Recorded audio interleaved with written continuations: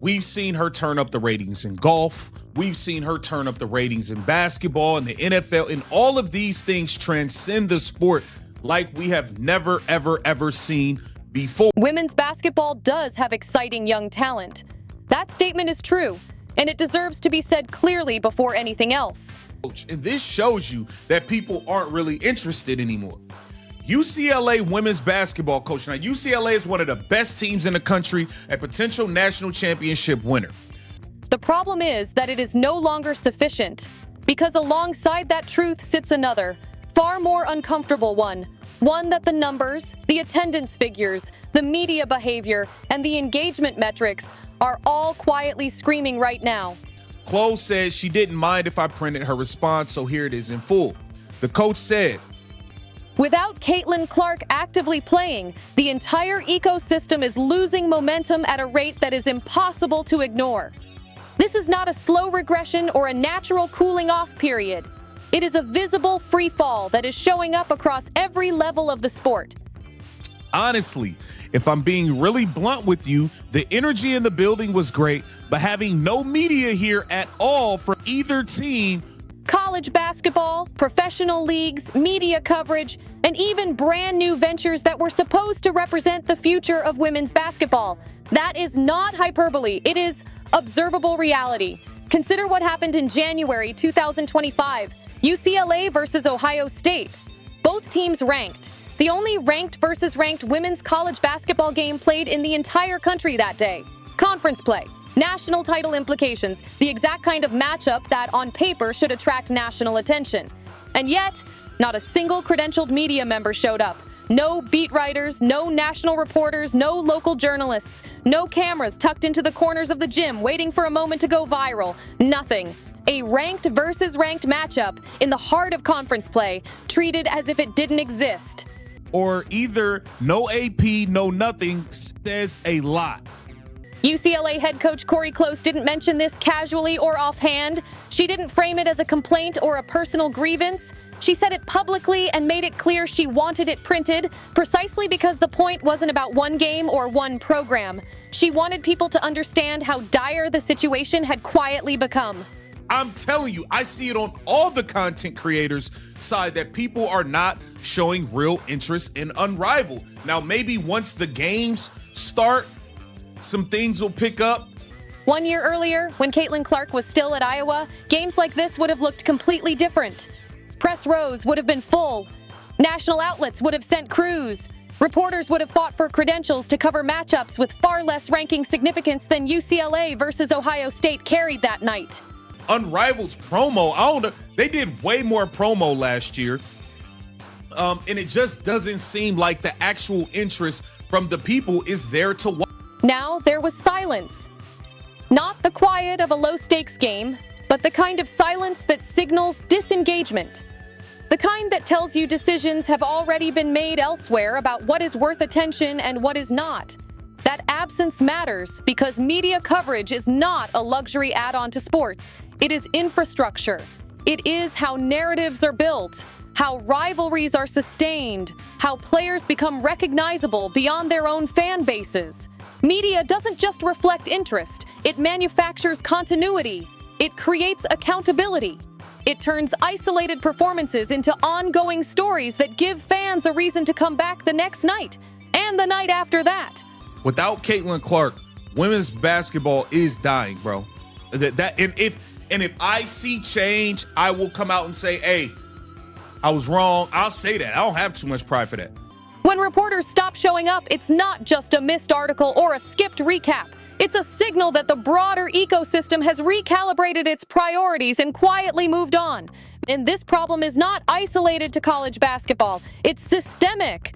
But the way it's going now, nobody's interested. This here is on Awful Announcing. Caitlin Clark has the most to lose from a WNBA lockout. Unrivaled, the 3-on-3 league designed to keep WNBA stars engaged during the offseason, launched with massive ambition and equally massive expectations. It wasn't a gimmick. It had star founders in Brianna Stewart and Nafisa Collier. It had serious financial backing. Most importantly, it offered something genuinely new: player equity and ownership in a league built around their labor. It was positioned as a forward-thinking model that could change how women's basketball functioned economically during the offseason. Last year, the promotional push reflected that vision. Unrivaled content was everywhere. Social media feeds were saturated. Podcasts discussed it. Highlight clips circulated constantly. Even casual fans who only loosely followed women's basketball were aware that something new was happening. The league felt unavoidable. This year, that visibility has collapsed. The promotional energy has dropped off a cliff. Content creators who track women's basketball have noticed it. Engagement is down. Views are down. The conversation has thinned out. Unrivaled still exists, and the basketball is still high level, but the buzz that once surrounded it has largely evaporated. The fans, we need Caitlin Clark playing in games. We need competitive hoops.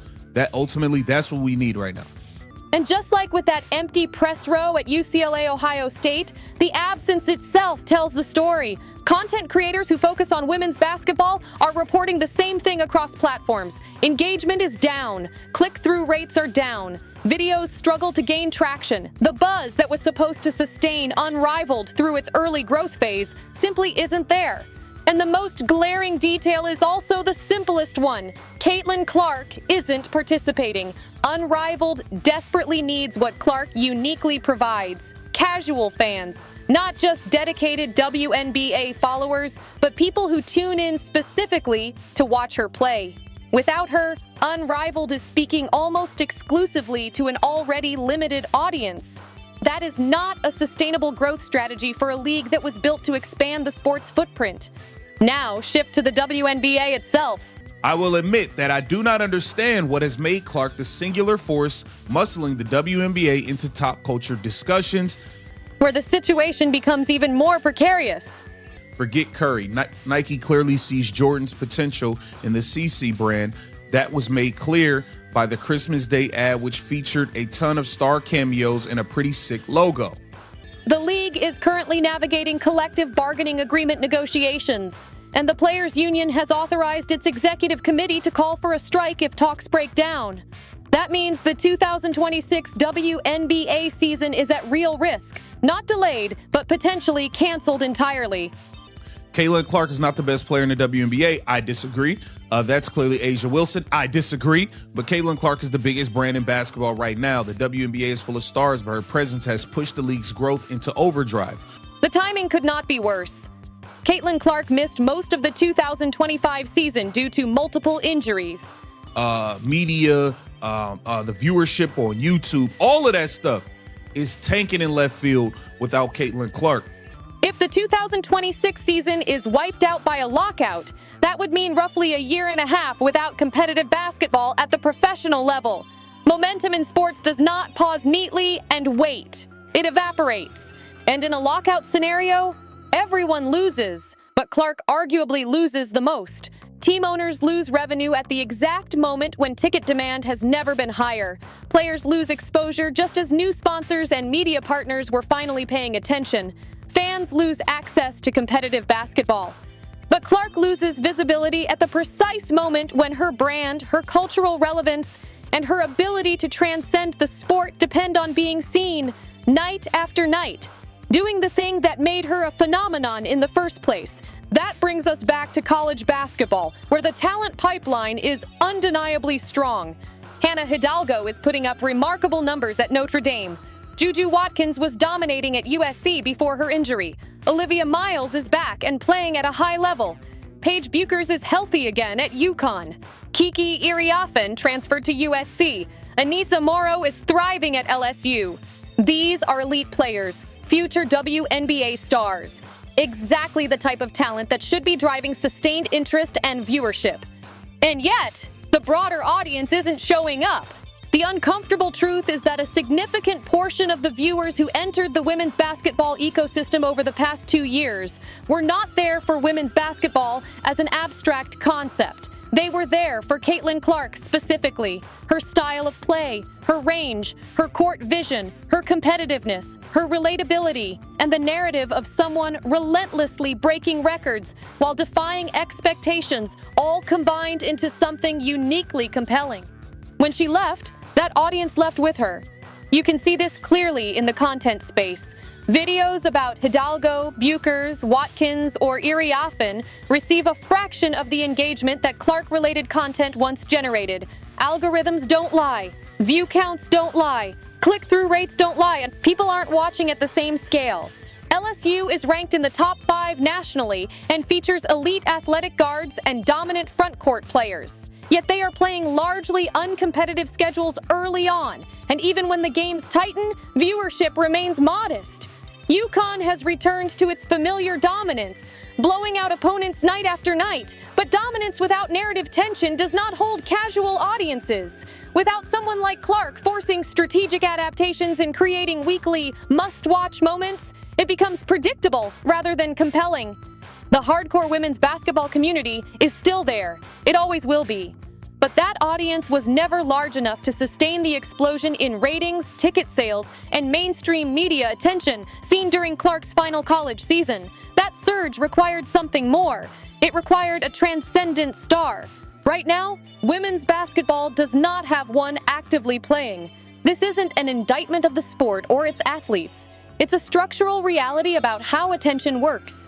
The UCLA-Ohio State media blackout wasn't an anomaly. It was a symptom. Without Clark, women's college basketball has largely reverted to its pre-2023 media footprint: regional coverage, limited national attention, and shrinking infrastructure. Unrivaled struggles tell a similar story. The league has star power, but star power within the WNBA ecosystem does not automatically translate to mainstream cultural relevance. Caitlin Clark crossed into that second category. She was mentioned on NFL broadcasts. She appeared at PGA Tour events. She moved ratings in sports that had nothing to do with basketball. That crossover appeal is rare, and Unrivaled needed it. Without it, breaking through the noise becomes exponentially harder. The looming CBA negotiations raise even more serious concerns. The WNBA just had its most successful season ever in attendance, viewership, and cultural relevance. Clark's rookie season, even abbreviated, played a massive role in that growth. Casual fans who had never watched a WNBA game bought tickets to see the Indiana Fever. If the 2026 season disappears due to a lockout, that momentum doesn't merely slow down, it dies. Casual sports fans have short attention spans and unlimited alternatives. They will not wait around for a year and a half, and when the league eventually returns, rebuilding that audience from scratch will be far more difficult than sustaining it would have been. It's important to acknowledge another truth here. Caitlin Clark is not the best player in the WNBA. Aja Wilson is. Wilson is dominant, accomplished, and deservedly celebrated. But dominance and cultural draw are not the same thing. The most talented player is not always the biggest magnet for casual viewers. Clark is that magnet, right now. Nike understands this. That Christmas Day commercial featuring Clark's logo and celebrity cameos wasn't subtle. Nike is betting that Clark can reach Steph Curry-level cultural impact, not in terms of championships yet, but in how she reshapes how people consume the sport. Curry changed basketball by turning deep shooting into a central offensive weapon. Clark is doing something similar for women's basketball by making it appointment viewing for people who previously ignored it. But Curry's impact required years of sustained excellence. Clark hasn't had that runway yet. One shortened rookie season isn't enough. She needs games. She needs visibility. She needs continuity. And that brings us back to the central reality. Women's basketball is not literally dying without Caitlin Clark. The sport will continue to exist. Teams will play. Leagues will survive. But the growth, the mainstream relevance, the cultural momentum, the once-in-a-generation opportunity to permanently elevate the sport is evaporating in real time. You can see it in empty press rows. You can see it in declining engagement. You can see it in the anxiety surrounding a potential lockout at the worst possible moment. The sport needs Caitlin Clark playing basketball, not doing commercials, not making appearances, not sitting out seasons, playing, because without her on the court, the evidence is overwhelming. The casual audience has checked out, the media has moved on, and the window to build on last year's momentum is closing fast. The question that matters now is simple, and it should be unsettling to anyone who cares about the future of women's basketball. If the WNBA loses the 2026 season to a lockout and Caitlin Clark goes a year and a half without competitive basketball, can the sport recover that momentum when she eventually returns? or will it find itself right back where it was before she arrived? Based on what we are seeing across every level of the game, that question deserves to be taken very seriously.